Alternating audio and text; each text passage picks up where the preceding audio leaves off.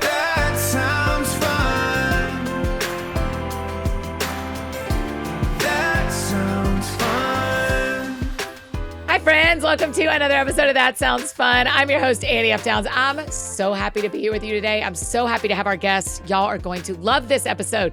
But before we dive in, I want to tell you about one of our incredible sponsors. This show is sponsored by BetterHelp. In a month where we are thinking a lot about what we're grateful for, what comes to mind for you?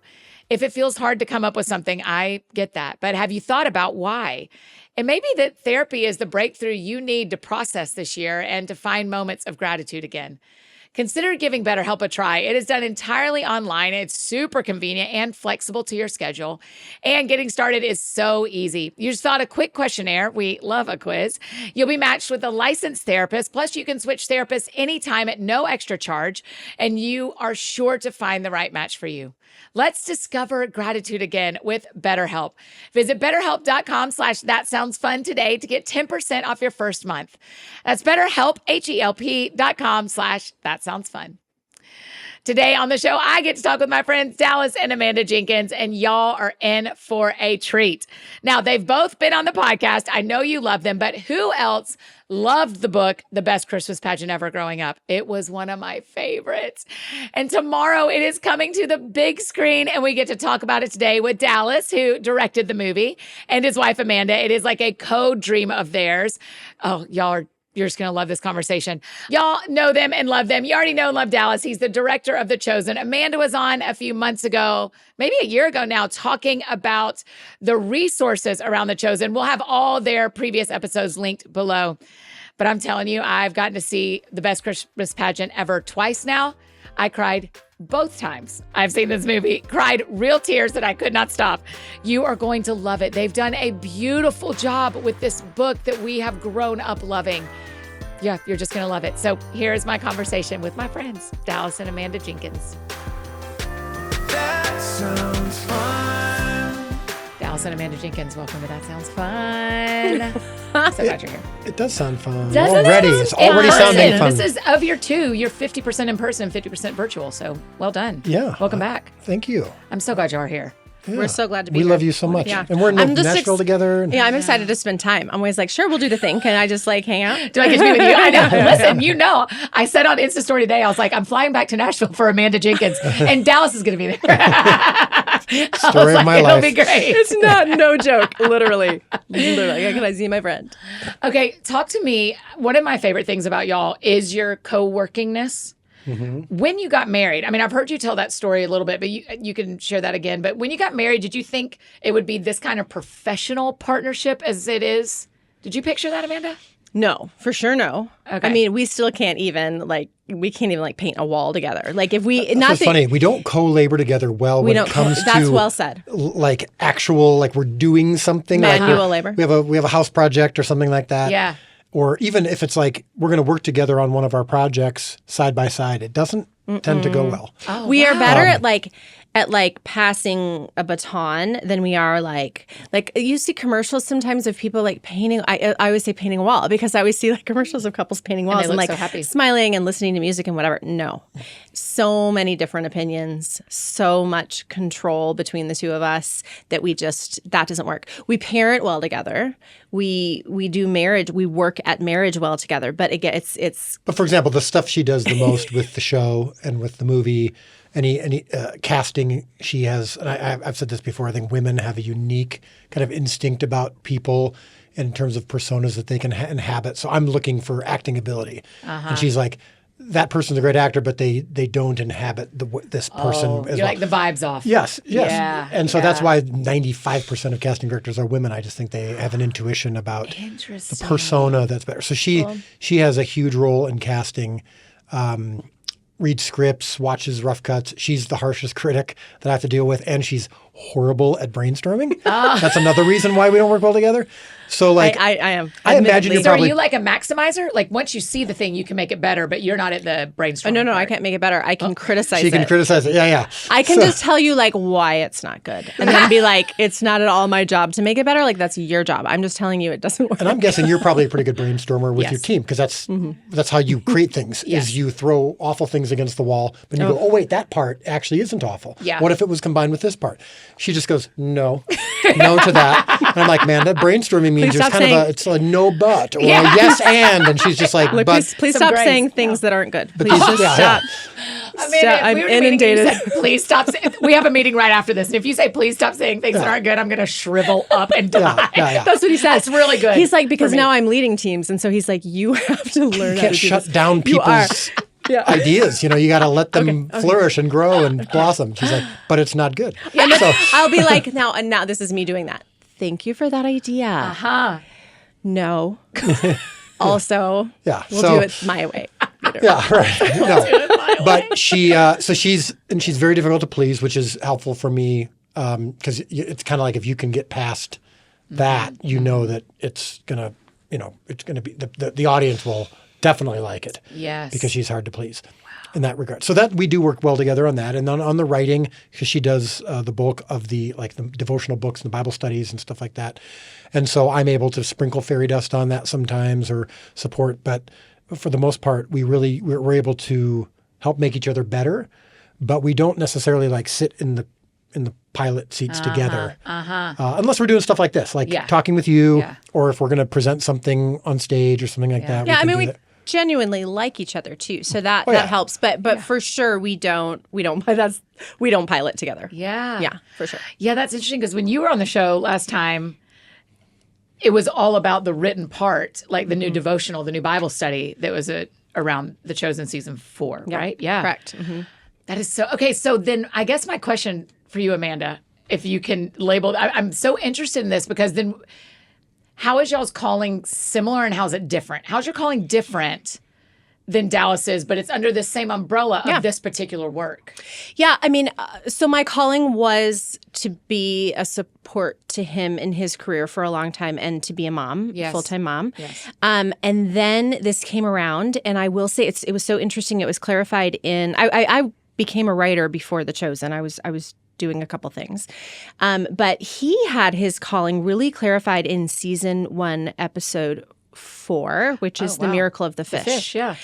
And we had been doing the show for a little bit, and there was some negative feedback about Well, who we're being working, too inclusive. I mean, like who in we're our working, we work with some LDS folks and Catholic Yeah. folks and Yeah, non-Christians yeah, and stuff yeah. like that. Ecumenical, So yeah. Occasionally, we would get accused of, even though this isn't accurate about the content, but about who we're working with. Yeah. About like fans would come in, people would watch the show, they'd come to the fan club, and you'd see people going like, I love the show, and someone else would go, I love the show, and the person would go, well, wait, you're not supposed to be here. You come from a different belief. You don't believe what I believe system. about this doctrine or whatever. And so we were dealing with a lot of that. And so he's working on editing this this scene of the fish and how Jesus had said to Peter, he had been preaching a parable to everybody, and then he clarified it with Peter. Do you know what I meant by that parable of the fish, where some fish are good and the fishermen keep them, and some are bad and they toss them? And he's like, did you know what I meant when I was saying that? And Saying Peter's like, your job is to gather fish, right? you're gathering fish, and Peter was like, no, I didn't really get it. And he's like, well, I want you to gather. I want you to gather men. And I'll throw at the end of the age. What's the line? I'll sort them out later. I'll sort them basically. out later. Yeah. He's like, fishermen catch fish, they throw the bad into the water, they keep the good fish. And he's like, that's how it's going to be at the end of the age. Yeah. And you're supposed to be fishers of men. Your job isn't to sort them out I'll and sort it isn't out. to toss out. Yeah. Your job is to gather. And So he came it was back like from that that really experience. crystallized for us with this show is an attempt to gather. And Well, you said, I know my calling is to I'm supposed to gather people, not judge them. I'm supposed to gather people to Jesus. That's my job through this show. It was really clear for him. And it became really clear for me that through the Bible studies and devotionals, my job is to disciple the ones who choose to stay. So I feel very comfortable kind of behind him in a role of like, for those who want to go deeper, for those who want to be discipled, like we have content for that. And that's become my calling, which is different than my first calling, I would say. So I loved being his sounding board and his cheerleader and all those things. I never saw myself being a part of the work itself. And it just, our skill sets just dovetailed and our callings just dovetailed. And so it's been a neat discovery.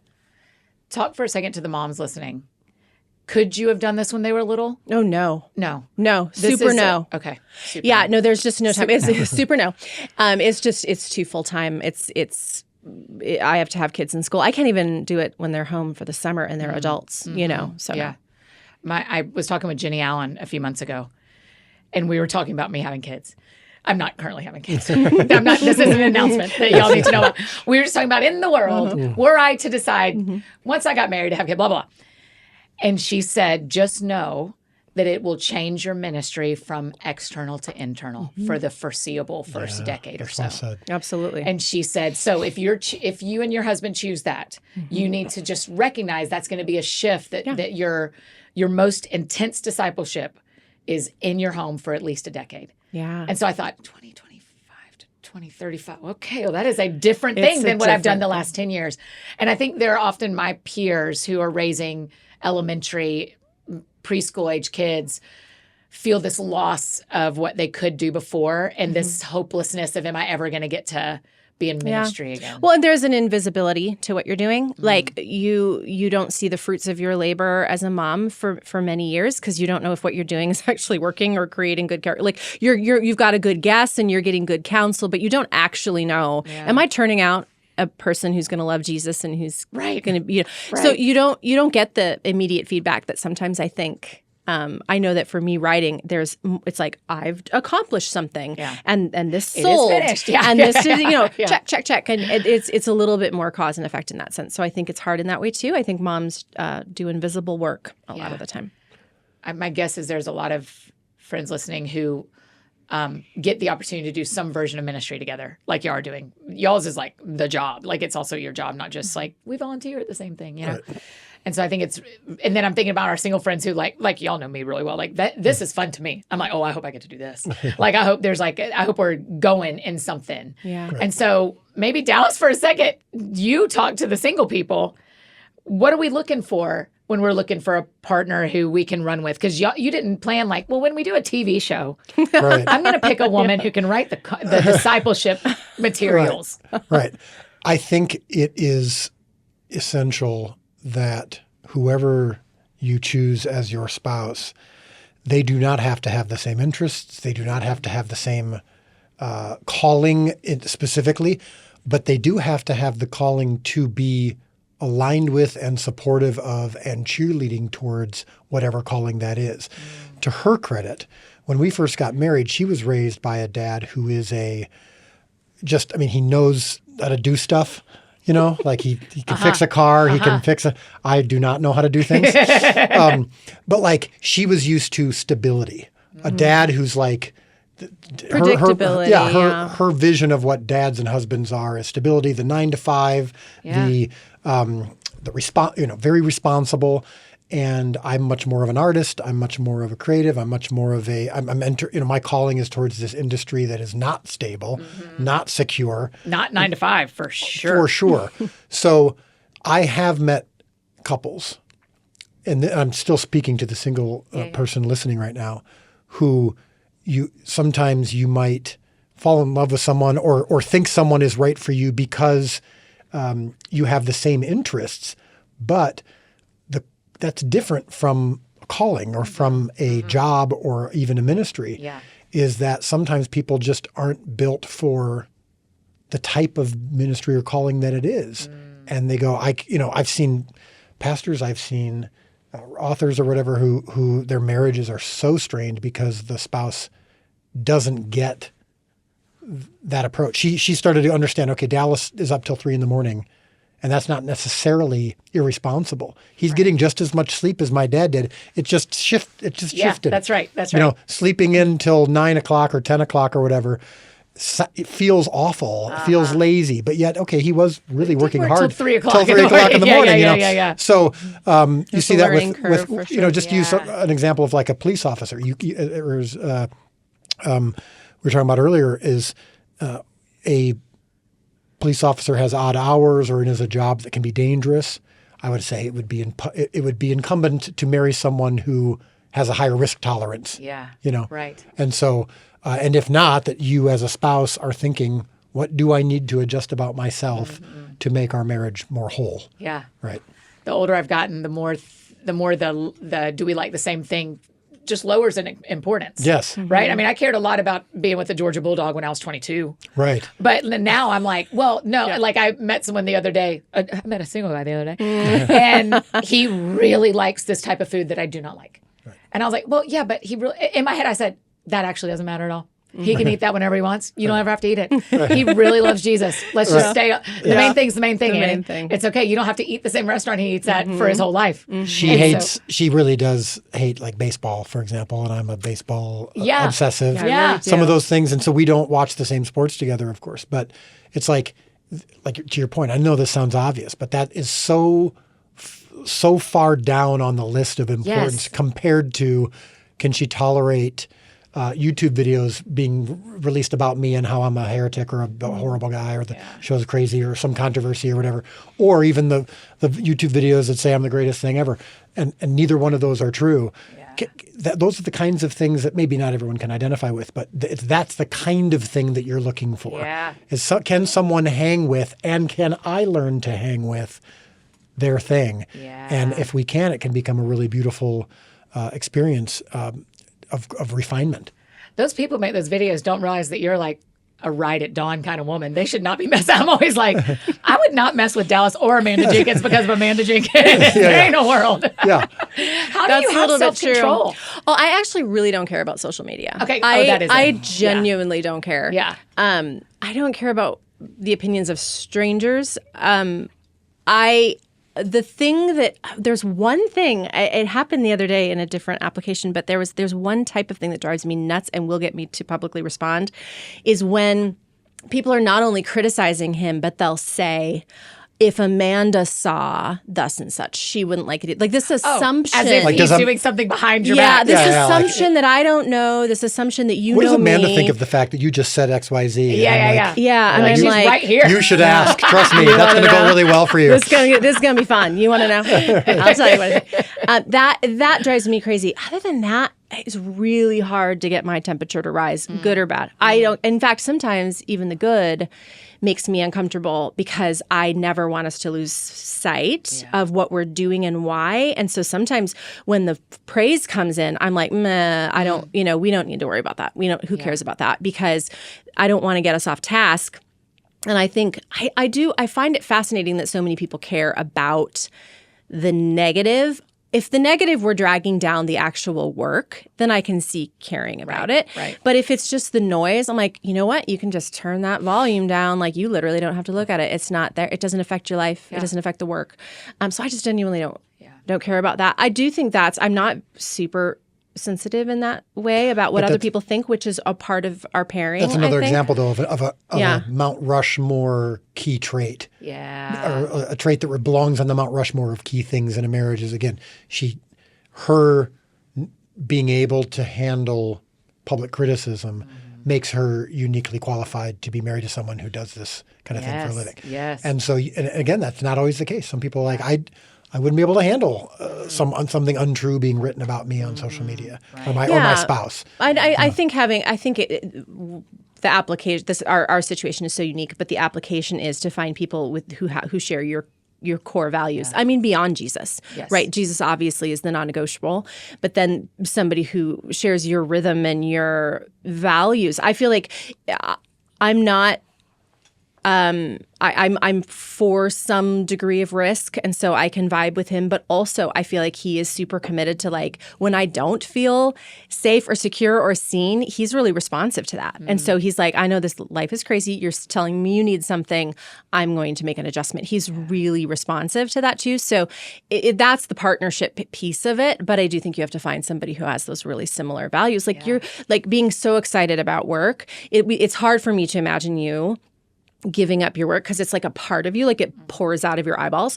And so I think that's the kind of thing, like somebody who can vibe with you on your passions about, you know, It interests also in the really world. helps to be awesome. And y'all got, I can't speak for her. I'm saying, you're like, just for me, that helps. no, it's helpful that I'm It's helpful that he's so awesome great. because it makes it easier for her. Like I wake up and I'm like, oh, that really irritated me, but he is so great. That Yeah, it's like- he's awesome. And I can just overlook everything else that happened. Yeah. So I would encourage that. To find someone that's just awesome. Yeah. Or in my case, to To be be awesome. awesome. Just be Okay, awesome. that's your makes it- dating tip. Be Yeah. awesome. Yeah. Just be awesome. be That is awesome. the main character energy. That's Yeah. some FOMO. So, faux me. Yeah. Yeah. That sounds fun. Hey, friends, just interrupting this conversation. Tell you about one of our incredible partners, Factor. Okay, listen. Factor meals are our new favorite around the AFD Inc. offices, and I have them in my fridge in New York right now. We keep them stocked so we have easy lunches to grab, and they're genuinely so good. They're prepackaged meals that aren't frozen. You just heat them up for like 2-ish minutes and you are ready to go. And get this, Factor is cheaper than takeout or dining out. Trust me, I know. That's why I have them here in my house in New York. You can choose from a weekly menu of 35 options. Check out some of these. Home-style chicken and gravy and loaded mashed potato pork chops. And then vegan options like sweet potato and chickpea curry and globally inspired flavors like Peruvian shrimp and red pepper cauli grits. We genuinely, hand to heaven, you guys, we have not found one that we did not like. Head to factormeals.com/TSF50, and you can use that code TSF, like that sounds fun, TSF50, to get 50% off your first box and 20% off your next month. Again, that code is TSF50 at factormeals.com/TSF50 to get 50% off your first box plus 20% off your next month while your subscription is active.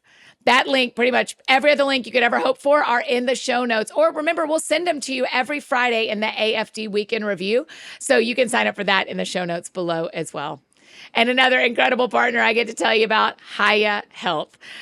'Tis the season where germs are flying, and I want my mini BFFs to stay as healthy as possible. So many kids' vitamins are filled with 5 grams of sugar and can contribute to a variety of health issues. So we love Hiya Health because it's the pediatrician-approved chewable vitamin that is made with 0 sugar and 0 gummy junk.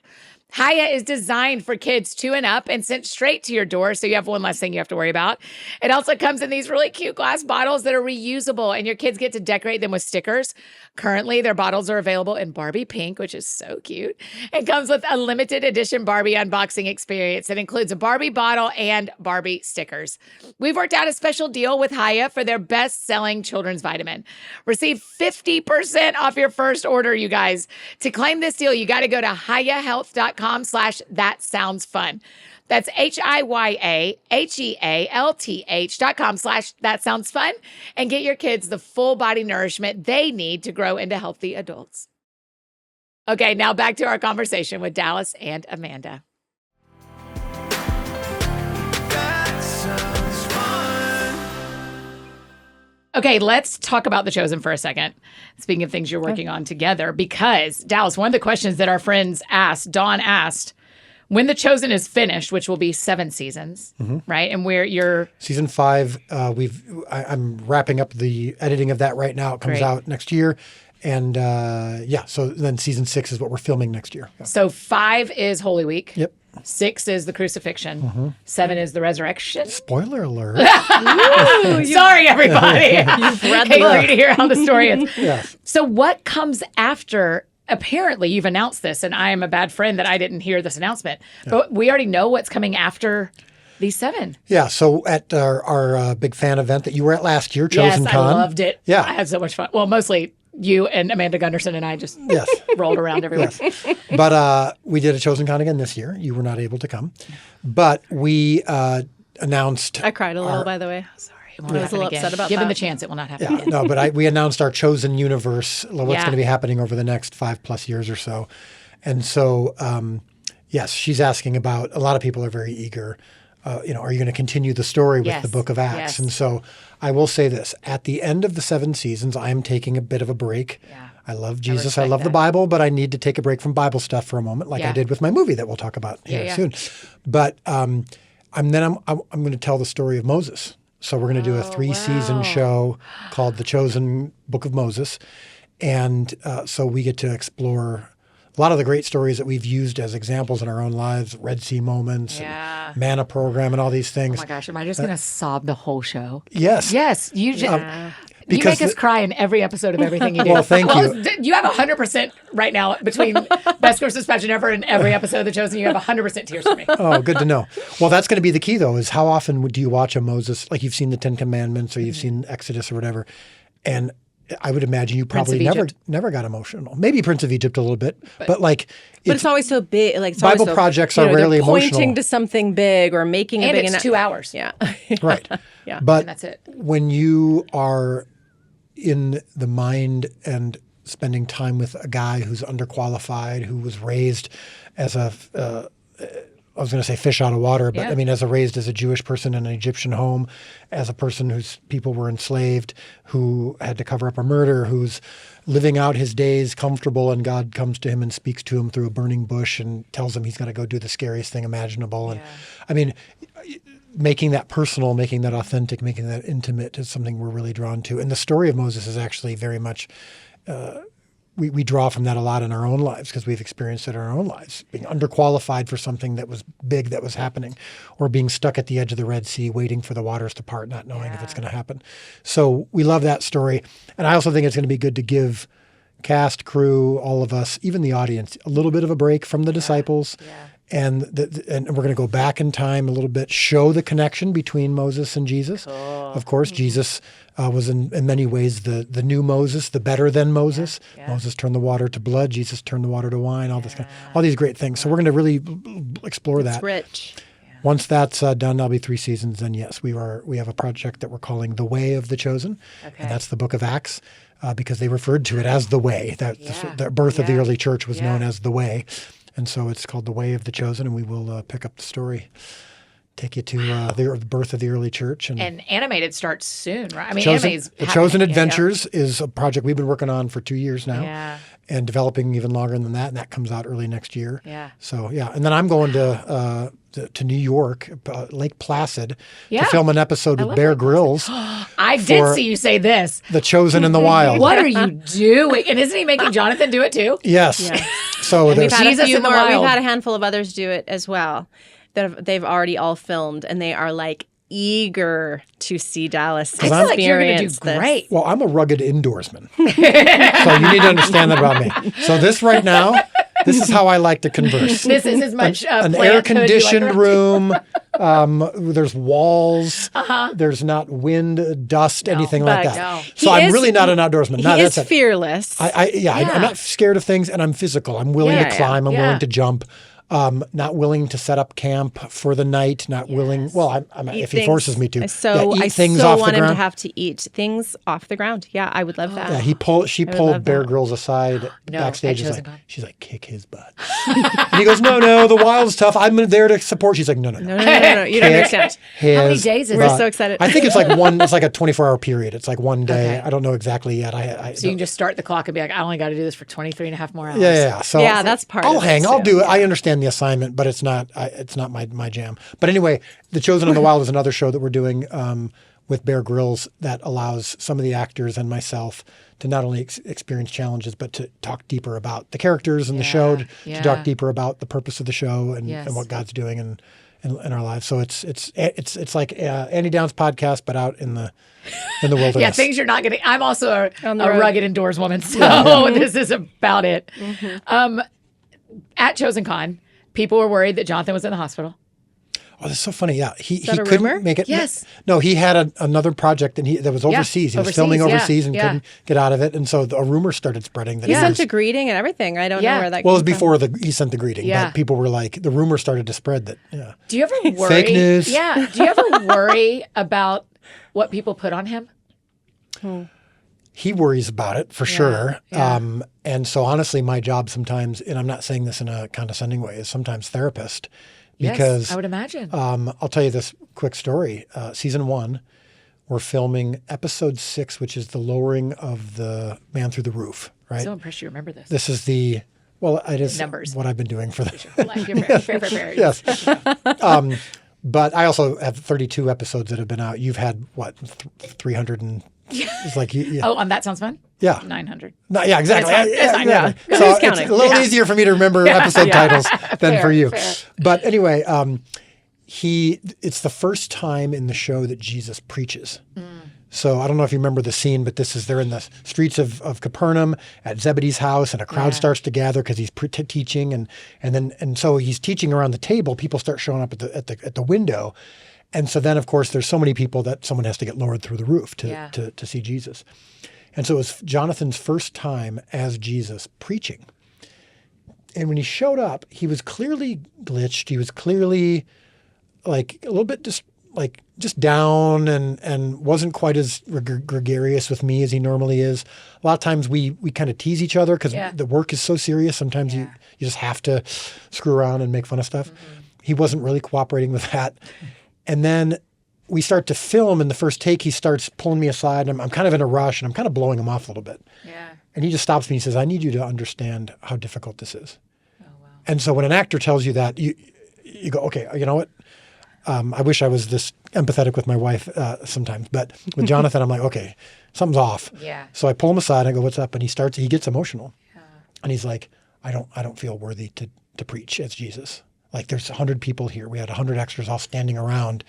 And they're going to be listening and in character, absorbing these words of the Messiah capturing a gospel story that's famous for the fact that people were gathering because the preaching was so great. Wow. His preaching was so impactful. People were walking to join to hear it, right? And he's just like, I don't feel worthy.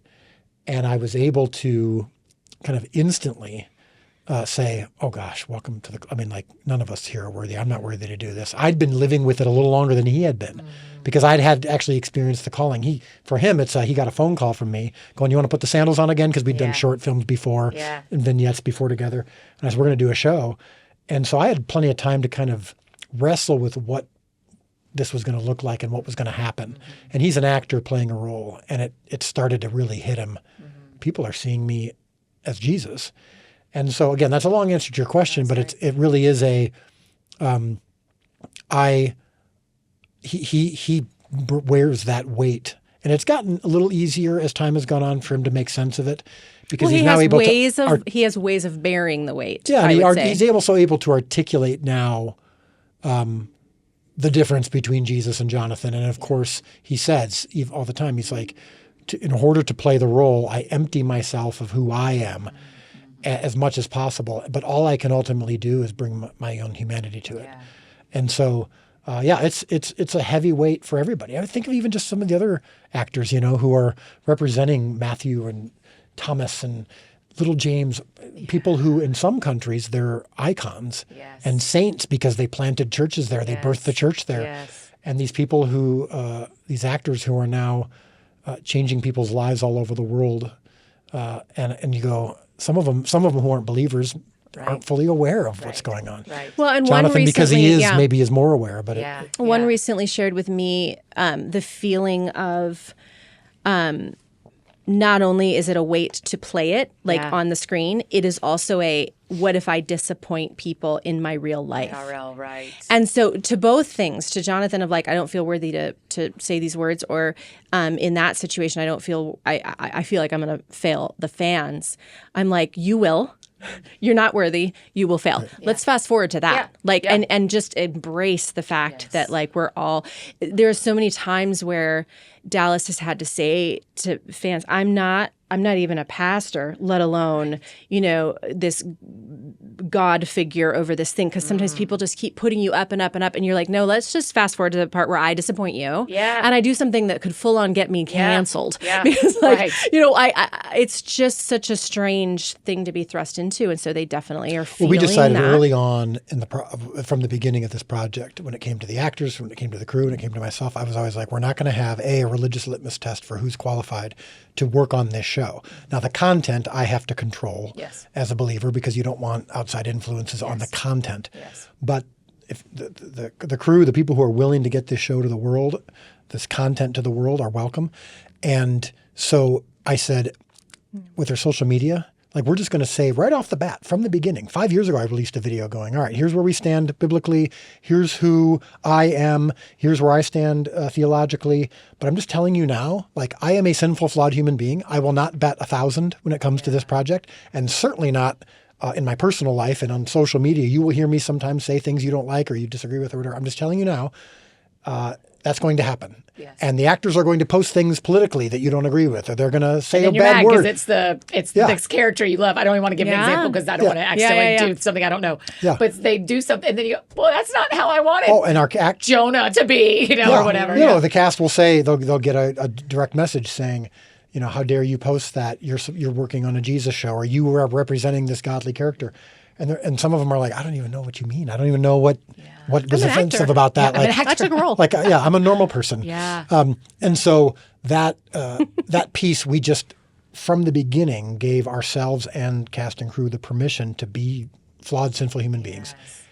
And I think that's important also, because if we tried to be something that we're not, or tried to put on a shine over our public personas, I do think that could more easily confuse the show with who we are, right?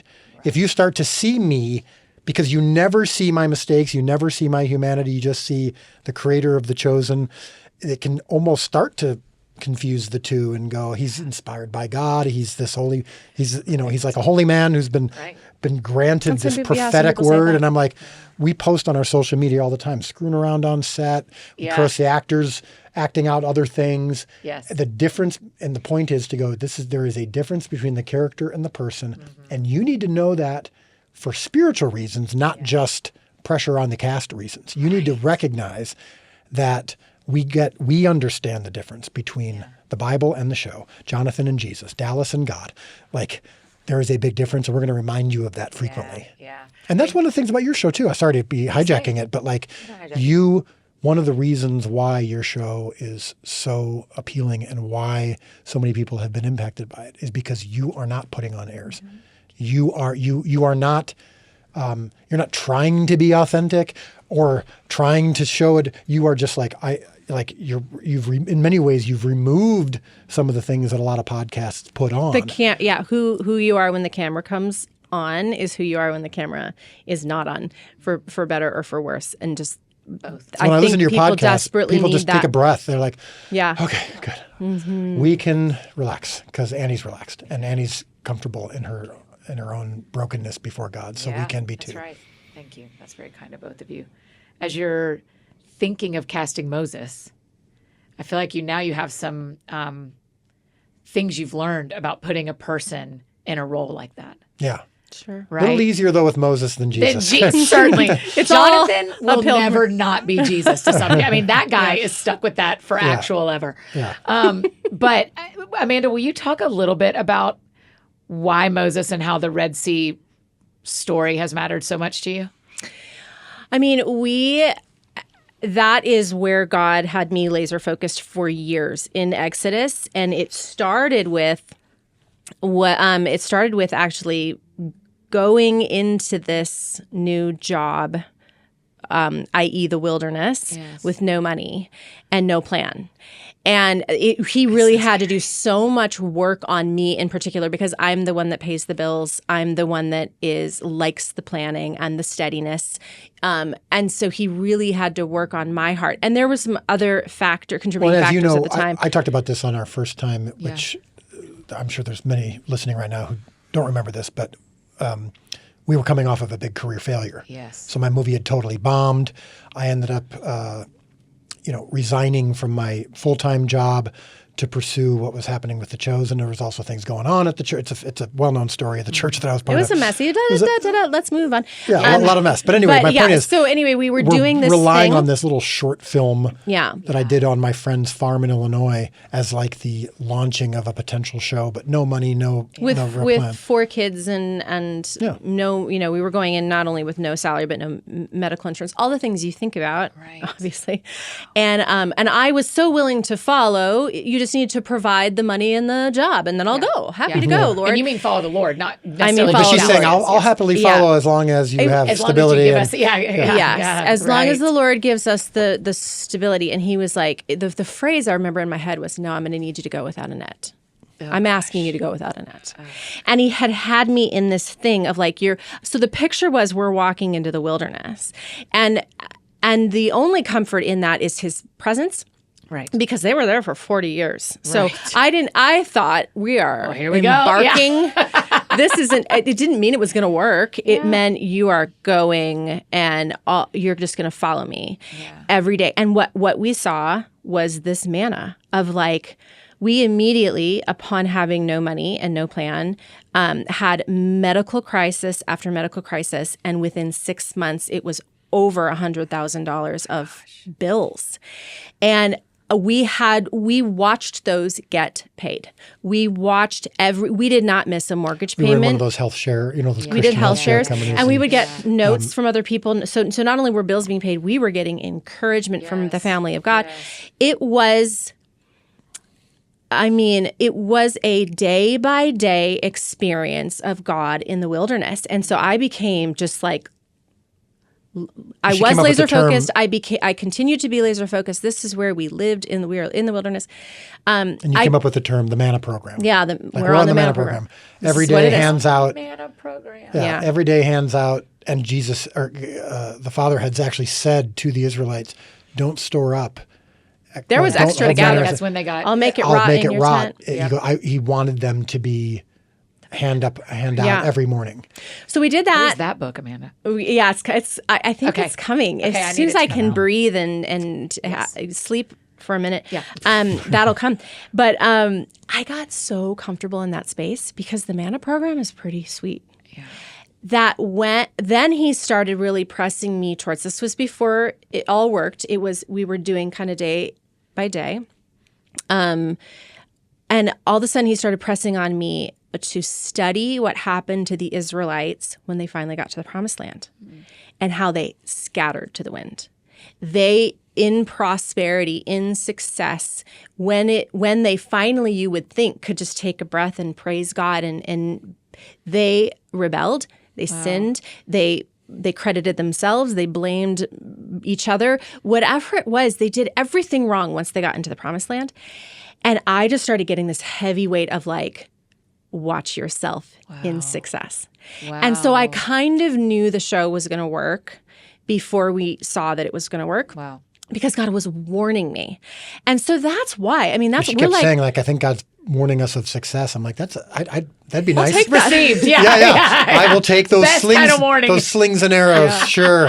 But I was like, I certainly had no idea. I mean, obviously we were, and I'm the provider, and I'm like, I'm how is that possible? we're relying on other people for half a year. Wow. Longer than that. It was a full year.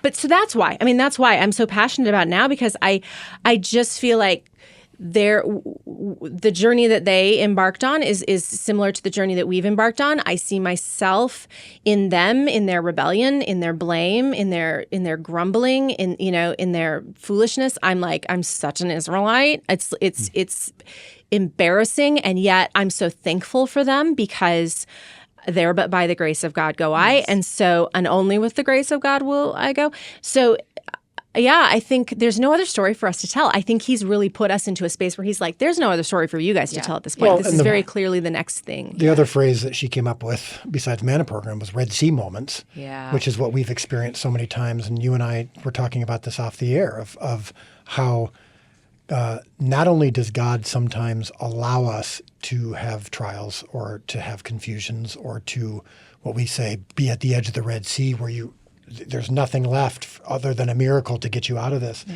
But sometimes he actually puts you there. on purpose. And he told the Israelites in Exodus 14, he told Moses, tell the people to encamp.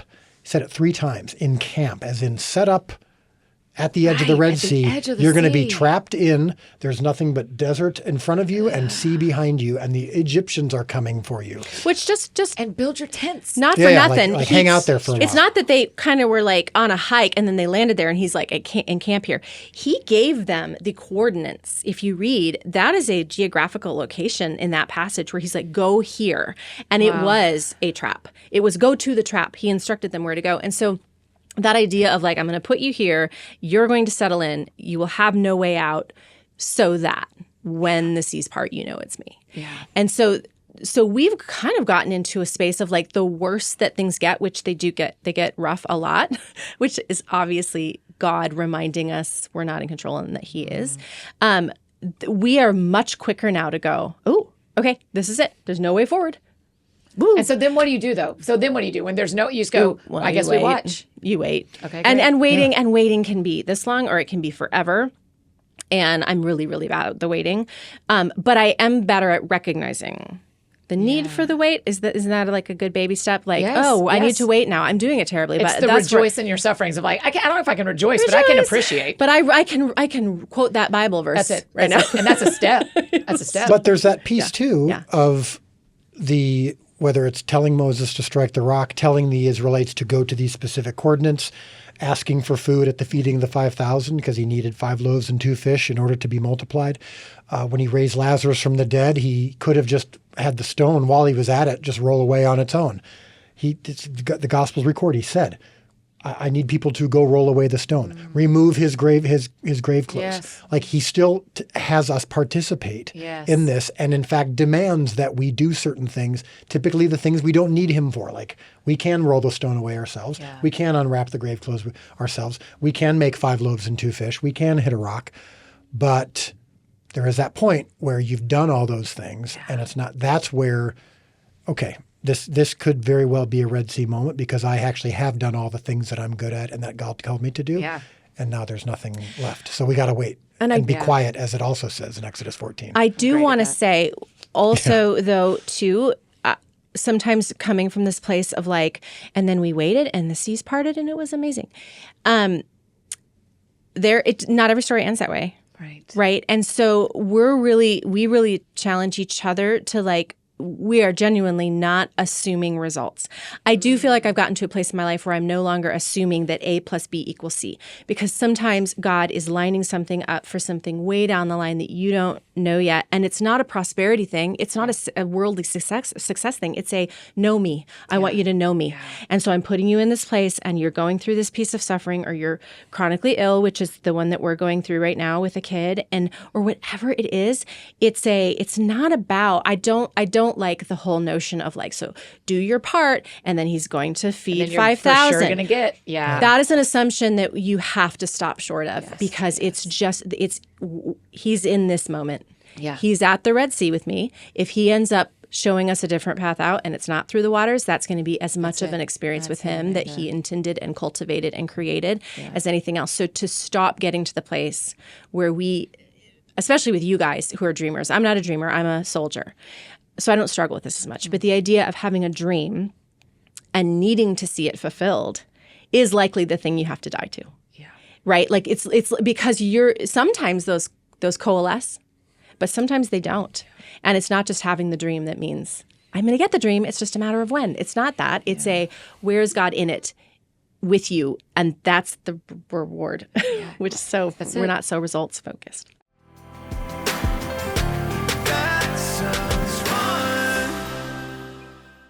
Hey friends, just interrupting this conversation one more time to tell you about one of our incredible partners, Ritual. I love analytics and data.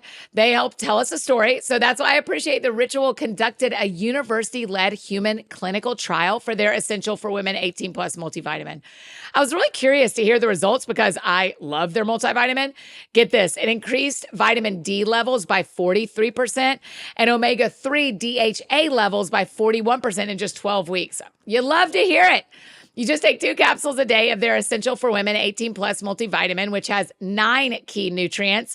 And the capsules feature a delayed release designed to dissolve later, which helps make it gentle on an empty stomach.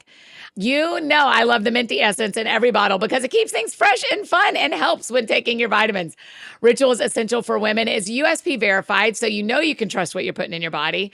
Only about 1% of the supplement brands on the market have the USP verified mark, which shows that their products contain the ingredients actually listed on the label. Ritual multivitamins are also vegan, non-GMO, gluten and major allergen free, certified B Corp, and made traceable. Ritual also uses scientific tools to select lower carbon packaging, prioritize sustainably sourced ingredients, and set ambitious climate goals. They are a female-founded B Corp, meaning they are holding themselves accountable to not just their company's financial health, but also the health of people and our planet. Ritual's Essential for Women 18 Plus is a multivitamin you can actually trust. Get 25% off your first month at ritual.com/thatsoundsfun. Start Ritual or add Essentials for Women 18 Plus to your subscription today. That's ritual.com/thatsoundsfun for 25% off. And one more incredible partner I get to tell you about, Our Place. Well, y'all know we had my friend Danielle Walker on the pod recently and talked all about her recipes to help us meal prep and have things to freeze and save. Y'all know I don't do a ton of cooking, but when I do, I love making a batch of recipes like hers that I can save and continue eating through the week. And companies like Our Place have helped me be super mindful about the cookware I'm using to cook with too. I don't want toxins in my food and I don't want them in my cookware either. Our Place is non-toxic cookware and appliances that also make cooking and cleaning up way easier. Not to mention their designs are super cute. There's so many fun colors to choose from. Our Place's products are made without PFAS and Teflon. PFAS are also known as forever chemicals, and most of today's nonstick pans have forever chemicals in them. So go to FromOurPlace.com and enter my code TSF at checkout to receive 10% off site-wide. That's FromOurPlace.com, and the code is TSF, like that sounds fun. Our Place offers a 100-day trial with free shipping and returns. And now back to finish up our conversation with Dallas and Amanda. That sounds fun. I was sitting with some friends this weekend and we were talking about in James where it says, humble yourself in the sight of the Lord and he'll lift you up. And one of my friends said, the second part of that doesn't matter. You just humble yourself in the sight of the Lord. And then he will. But whatever you're going to picture is actually not going to be what happens. Right. So who cares? And also Don't do interesting Just words. humble yourself in the sight of the Lord. He was lifted up on a cross. So careful what you wish for. Careful what Right? you Because wish. lifting up doesn't necessarily even mean what we think it's going to mean. So Wow. he'll do a thing. He'll do Humble something. yourself that I and don't he's know. going to do a Yeah, thing. that's right. Yeah. I mean, that's what I couldn't even get the words out at lunch because I've been so moved by, here we go. I've been in a hard spot about a work thing. And y'all said to me, in long and short, this is a Red Sea moment for you. Yeah. And I have I told you at lunch, I've quoted you to 20 people, if I've quoted you to one, of saying oh, I had to learn this way so that God gets the glory because I am very good at accomplishing X amount of things. Right. And then I get the glory and I don't mean to. It's not my goal, but I'm fine when it happens. Yeah. and you discipled me out of that. And it is still really painful and it is not fixed. Yeah. Right. But what y'all taught me about if you've done everything you can do and you've even camped. Have you pulled the levers? Yeah. Have you Yeah. used all your tools that some of which God gave you, some of which Yes. you're uniquely qualified for, Yeah. some of which are things that only you can do because you're good at it. You've done all those things. The 5 loaves and 2 fish have been handed over to God. Yeah. This probably means this is a Red Sea moment. Yeah. And the thing I said to you is that I had to learn in failure what will save me in success. Yes. Oh, I've had to have these failures happen this year that have been behind the scenes but deeply painful in order for were we to ever have a success again that would be marked in some way like a Red Sea moment without what I learned for the first half of this year, I would have been very proud of myself. Yeah. Why didn't God just not have Egyptians chased the Israelites in the first place? Right. Why not just let them go? Why just let them go? And then give them the path around the Red Sea and all things would be fine. And they could have as he much time as says they it. needed. He says it 3 times in one chapter. I will get glory. I will get glory. Yeah. So that I will get glory. Yeah. And so it's not easy camping out at the edge of the Red Sea. And what made that conversation that we had and put us in a position of discipleship was because it's been where we've been off and on. And here's the funny thing. When the waters part, that's the miracle, right? You get through it. The waters crash down on the Egyptians. They kill the Egyptians. Problem solved. This is great. The miracle's done. Oh, there's still 40 years of so that day they got taken care of. When he fed the 5,000, okay, well now they get to go home. Yeah. They get to go home. They don't have like they still got to eat again. Racks of lamb waiting for them because Jesus also did that. It's enough. Right. It's the manna program. It's enough to get you through that day. Yeah.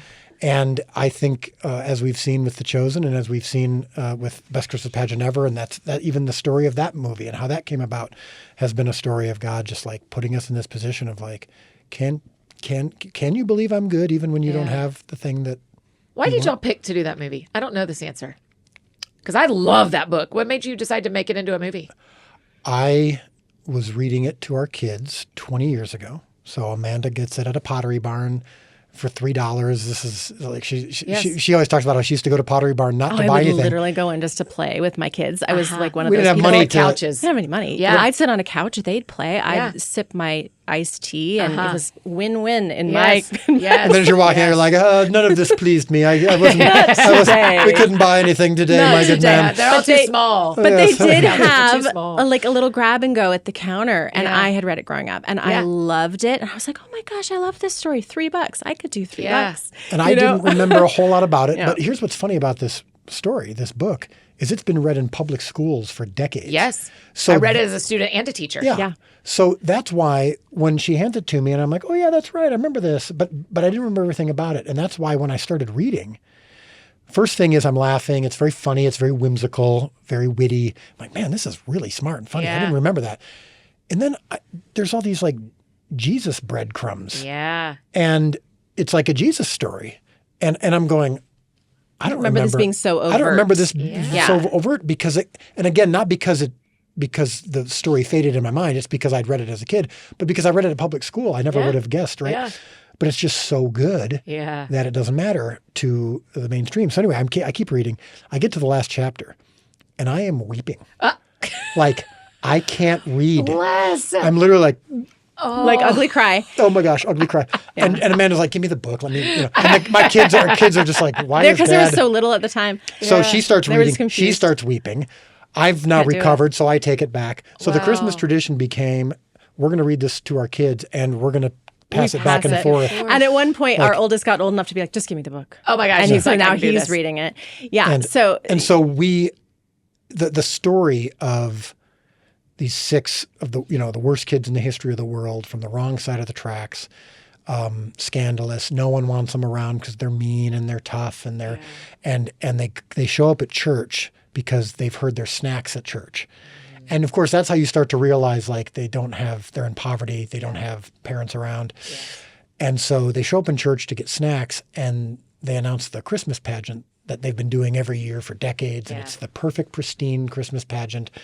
Mary is always played by the little blonde, clean girl who's well behaved. Yeah. And they take in a over the white pageant. robe and everything's pristine. So they take over the pageant. They want to play all the main roles just because they want an opportunity to be someone different than they normally are. Yes. They take over the pageant, take over the church, and the church is scandalized, thinks it's going to be the worst Christmas pageant ever, and thinks that this is just an awful thing. And of course, without giving much away, the title, it tells you.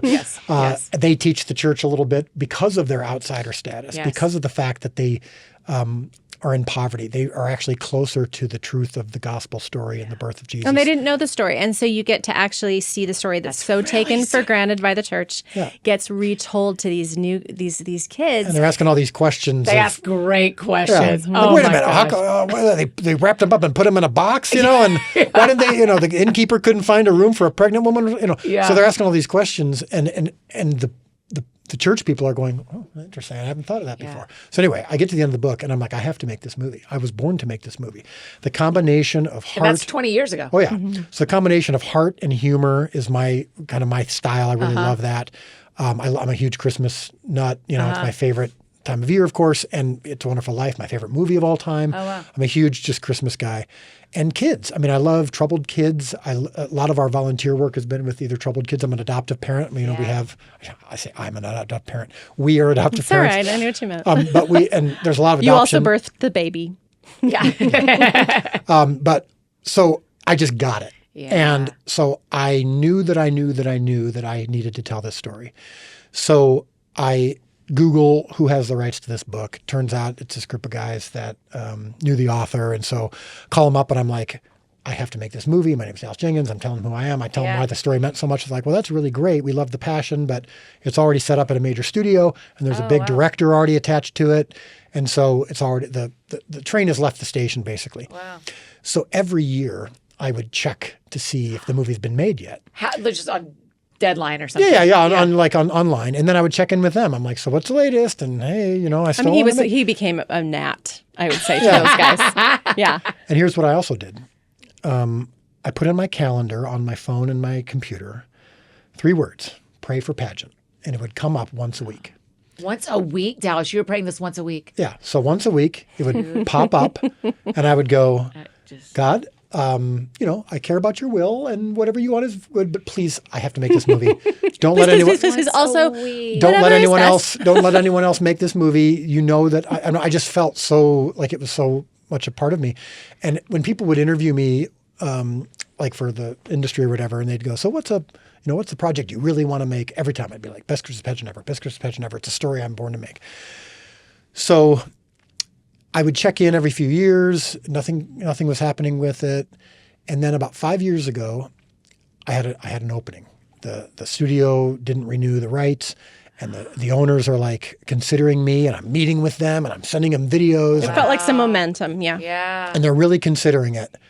And they ultimately called me up and they said, there's a major studio that really wants to do this. They're really excited and we want to, I mean, they were aspiring filmmakers themselves. They wanted the big opportunity. So we're making a deal with them. And so I went into Amanda and I said, it's over. They said no. And this new studio is really excited about it. And they got a new filmmaker. We cried. And yeah, it was painful. And so I went back to my office and I sat down at my desk. Ping. I do not know this story. That is unbelievable. Pray for pageant. And I said, I can't do this anymore. Yeah. And so I can remember, I have a sense memory of moving the mouse, the arrow to the delete button on the calendar. Yeah. And I really felt God on my heart. Not yet. Don't do that. And I'm like, oh gosh, is this my own mind playing tricks with me and just because of my hopes? But I just really felt like God was like, no, don't do that. Pray for pageant. So I'm like, so I pray that your will be done. I pray that I can rejoice and worship and whatever your will is.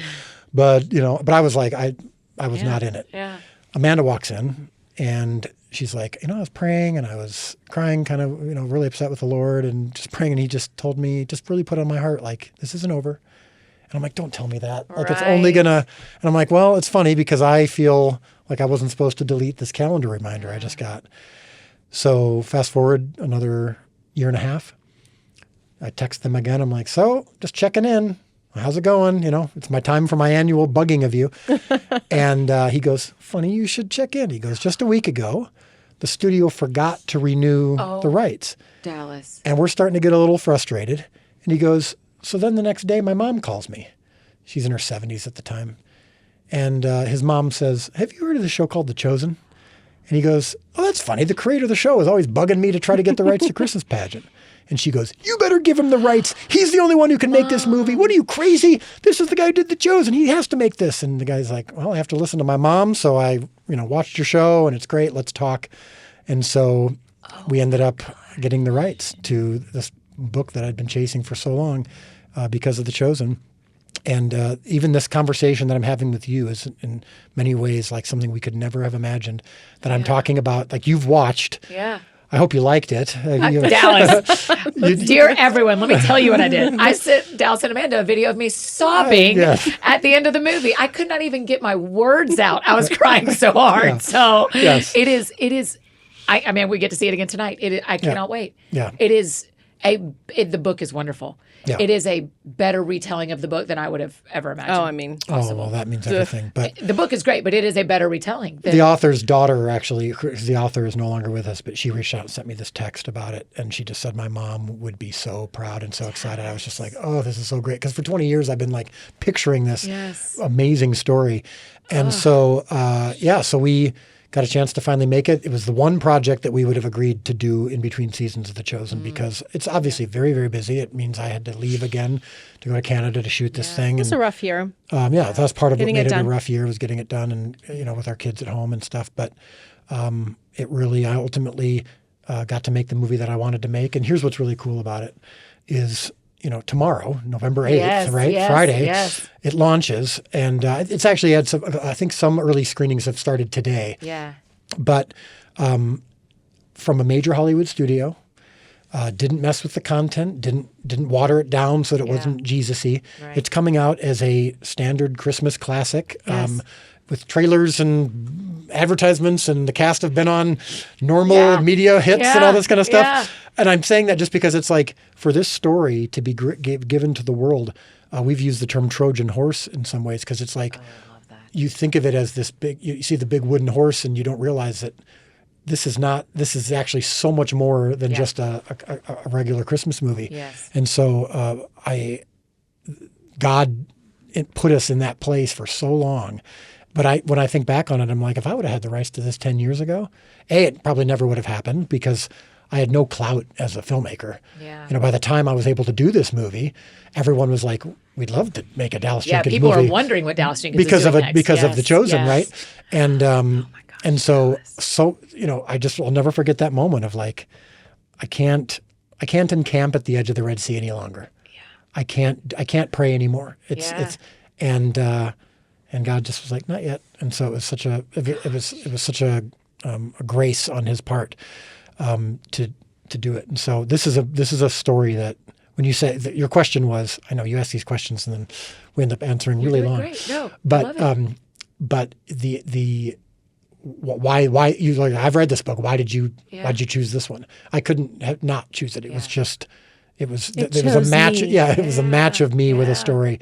And I think you can see also the similarities between this and The Chosen, which is taking the old story, the greatest story ever told, but reviving it, not changing it, but actually removing whatever veil or thing that we've put in front of the truth of the story. And so The Chosen, well, I always consider when I tell people why, what I'm doing, I'm like, I'm not, some people will say, oh, you're giving us an authentic Jesus, or you're giving us a cool Jesus. And I'm like, I'm not giving you something. I'm revealing what's already there. We've just put, including myself, have put things in between us and the story, whether it's religion, stained glass windows, our own vices, our own sins, whatever it is, our own ego.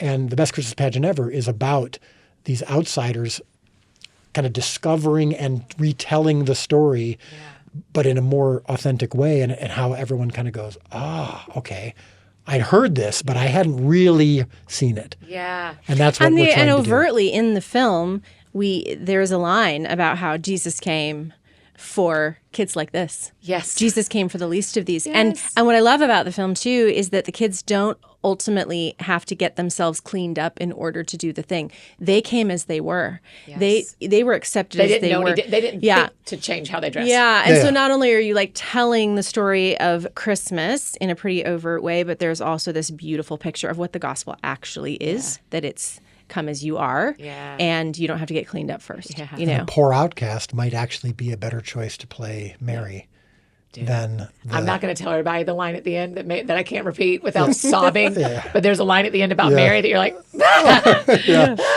you have a favorite scene? We'll finish with this. Do you have a favorite scene? That's really hard for me. I love it. I love it all so much. I'm curious. It's a funny. Well, it's scene is the wrong thing. I would say. Okay, I'll do scene. She's like, I'll that's do not a scene good idea. because I could do lines. But You can do line. No, I'm going to do the scene. Dealer's choice. My favorite scene in this film actually ended up being the first organized rehearsal, and the reason is because they immediately are going into They've taken over the pageant, The and now kids they have taken over the pageant. coming to the first rehearsal. And they're all now she's got to figure out how the mom has to figure out how to manage these kids, and yet what is supposed to be just organizing you into your groups and get over here and we're going through the motions, the kids are like asking questions about the story because they're so curious. Who are the but they're shepherds also and what are they about? What are these wise men? Why are these gifts so stupid of like oil and whatever? Yeah. I just loved that it was this vehicle of like. I'll tell you why I love it. We have precious kids actually that we cast in this movie, and as I was watching tape during the audition process, where lots of people submit in tapes, and I tend to be a first tier. I kind of weed through a first tier and then pass. She watches the people onto auditions him. first, and then For all, and then sends you the ones that. sends me the ones so that I'm watching- passed the Amanda check. Yeah. So I'm watching tape after tape after tape, and I'm hearing when a person reads, but especially a child, they're on camera and they're doing their audition on camera, and there's a reader off camera doing the lines opposite them, and that for a kid is usually a parent, almost always. And I'm hearing these auditions, and I'm very in work mode. I'm very judgy. I'm criticizing. Yeah. That's my job. Quick. Yeah. And all of a sudden, I'm arrested by the fact that almost everybody, is mispronouncing words I've heard since I was a kid and took for granted, like Christmas story names like Herod or the word frankincense or myrrh. They can't pronounce any of them. And I'm realizing they've never heard the story. Like the whole thing is that they've never heard the story. So many kids had never heard the story, which means their parents by default hadn't heard the Because they story didn't correct them on because the they other weren't side of the correcting tape. them on that tape. And so I just all of a sudden started crying in the middle of like a casting session. And so I've loved every level of this to see like how necessary it is to tell the story of Christmas in 2024, and that we get to do it in this funny Dallas just made such a funny, charming, beautiful Christmas film that like when was the last time we got a good classic Christmas film? But then on top of it, it is the story of Emmanuel. Yeah. And I can't even. I mean, schools are going to play it. Like after in years to come, schools will just. I can't imagine being a classroom We're teacher hearing and reading it and public school teachers going like, "I read this to my kids last year. We're to take them to the movie." Yes, that's it. I mean, that is one of my favorite little moments. This is from the book. know. This is from the book. It's an underrated moment, but it's the first thing that made us cry when we were reading it to our kids. It's so funny, so funny, so funny. I wasn't going to be able to say this line without crying, so I went to scene. Yeah. So the kids show up, the Herdmans show up at church, and they're in Sunday school for the first time, and they took money out of the collection plate, and they're drawing on the pictures, and then they announce the Christmas pageant, and Imogene Herdman, who's the worst one, goes, "What's this? What's a pageant?" She goes, "It's like a play, that you perform on stage." "Oh, well, what's it about?" She goes, "It's about Jesus." And Imogene goes, "Everything here is." And I literally am going, a church where everything here is about Jesus. Like, And may like an outsider, it like, be said of us. I'm like, oh my gosh. I just literally was like, everything here is. Yeah. And she's like, oh, grief is Jesus. Yeah. Everything here is about Jesus. And of course, she then ends up playing the part of the mother of Jesus and learns more about him and stuff like that. But that's one of my favorite little moments of the whole story. I would hope that our church would represent that when someone comes in, they're like, man, everything's about Jesus. Everything here is about Jesus. Yeah. When she burps the doll of baby Jesus and says that this is what I did for, I think it's in a rehearsal, right? And she says, this is what I did. Yeah, why for are you my burping a doll? She's like, this is how I took care of Gladys when she was a That is the baby. first time my eyes turned on and did not stop from then on. Because you go, oh my gosh, this little girl has raised her siblings. Yeah. And they have had no parental care. And she's like, oh, I know how to take care of a baby. Yeah. Because that little girl you see as the angel, I had to do this with her. Yeah. Forget it. Right. Forget it. Yeah. Y'all, it's unbelievable. I cannot wait for people to see it tomorrow and for weeks and years to come. But go to theaters is the thing, right? We want everybody to go to and don't theaters. do it just as a favor or as charity to me. If you do like what you're hearing and you want to see it, please do that. And I would But just also say, do it as a favor to me. yeah, do it as a favor to Andy. Yeah. But I would say do it sooner than later because the movie goes out of theaters if people aren't buying tickets. So you might be thinking, I'm going to wait till Thanksgiving. Well, Thanksgiving is when Wicked and Moana 2 come out. Yeah. All these other family movies, which are great. And there's room for all of us. But if by the time those come out, Best Christmas Pageant Ever, people are kind of still waiting until Christmas to see it. Yeah. It won't be there. It won't be there. So see it sooner rather than later. And it's not too soon for. We're past Halloween. It's time to start thinking That's about it. Christmas. Yeah. And this story, I promise it will hopefully do what it did for all of us. It's it's a wonderful tearjerker. It messed with me so hard. For everyone listening and watching, there's a ham as a central character in the movie. That was in the book. Christmas I actually ham. said to Ryan, your writer that's a friend of mine, I said, when he told me he was doing it, I said, how are you going to handle the ham? Yeah. Because in the book, it's a social worker that just drops it at the house. Yeah. And I was like, y'all will never get away with that. And the way, because that's so, a social worker would never go, oh, there's no parents? I'm just going to leave a ham. Right. But in the 70s or whatever, that was fine, I guess. The way y'all made that play through the whole, I can't, it is. I know. I love it. It is. May the ham sales go through the roof Yes. because of Best Christmas Pageant Ever. Hashtag This Christmas ham. Yeah. Yes. Well, I love you guys. Thank you for doing Yeah, this. we love We you. love you. Thanks for the movie. I am just, the work you do, we are also changed by it. So thank you. Oh, it means everything. Okay, you guys, aren't they awesome? I love them so much. Man, I learn so much from them every time we talk. I just love them. Okay, go get your tickets to the Best Christmas Pageant Ever. It is out tomorrow. Go to the theater, take your family, take your friends, take your small group, single purpose leaguers, y'all get together, go see Best Christmas Pageant Ever. It is so great. And go follow Dallas and Amanda on socials. Tell them thanks so much for joining us on the show. And as I said, if you enjoyed this episode, you can go listen to our previous episodes with Dallas and Amanda in the show notes. We'll give you the link right below. If you got any questions from this episode, just drop them in the Q&A box on your Spotify app if you're a Spotify listener, or send them to us on Instagram at That Sounds Fun Podcast, and we'll try to answer them there. If you need anything else from me, I'm embarrassingly easy to find. Annie F. Downs on Instagram, Twitter, Facebook, all the places you may need me. That is how you can find me. And I think that's it for me today, friends. Go out or stay home, do something that sounds fun to you, and I will do the same. And today, what sounds fun to me is heading home to Nashville to see my people. Y'all have a great weekend. We'll see you back here on Monday with one of the funniest women in the world. Y'all are going to love her, Ellen Scrimeti. We'll see y'all Monday. That sounds fun. That sounds fun. Oh, that sounds fun. Check 1, 2 on the microphone. NEF down in your car to your home. Every week it's something new. A deep talk or an interview. She'll make you laugh, she'll make you cry. When it's dark out, she's a light. When you're down, get you feeling right. Oh man, that sounds